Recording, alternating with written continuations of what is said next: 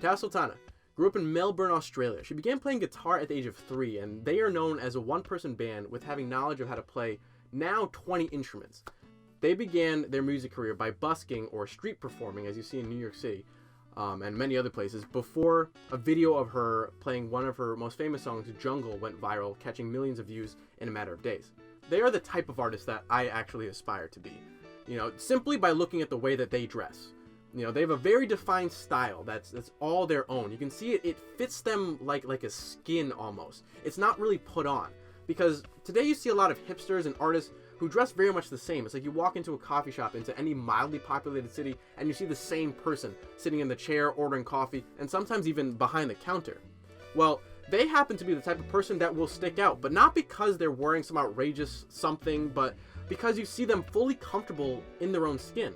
You can tell the way that they play guitar or hit the pedals with their bare feet or even hit the MPC that they're doing it because they want to, because it excites them. They're not trying to be eccentric and weird and stand out from the crowd in that way. But it's literally because it's what comes naturally to them. It's what they learned over the process of becoming the artists that they are now. Like, look at the smile on their face. While they're creating, I'm sure that it's all genuine. It's all from the heart and the soul of the person. Their music becomes even greater because they don't have to hide behind a barrier or a mask that they have to constantly maintain while up on stage or even doing interviews. It's just solely them. It is the image that they present to you is the image that they find in their heart. So it's a very clear stream through the music, so you can feel it even deeper.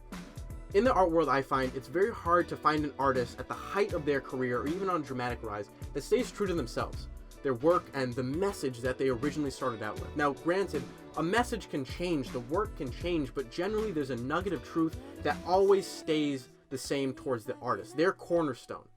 We see a lot of artists in the fine art world and even musicians and beyond that are the metaphorical all black with a cigarette and a pursed upper lip.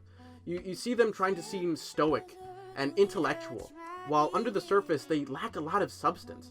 You can see the fakeness and the mild parody in the artwork that they try to present. You can see it doesn't truly come from a genuine place of wonder and exploration within themselves, or even about the world around them. Anybody can say big words to make their work seem great, but if they don't believe in it, it's just fake. I'll end with this. I went to New York to see a friend, and he introduced me to one of his friends. I gave him some of my work, some of my art that I've been working on for a very long time, and I asked him, does he think it's good art? Do you think this has any artistic merit to it, or am I just kind of wasting my time? And he said something back to me that's very important, to me at least. It doesn't matter what I think it is. What do you, the creator of the work, think?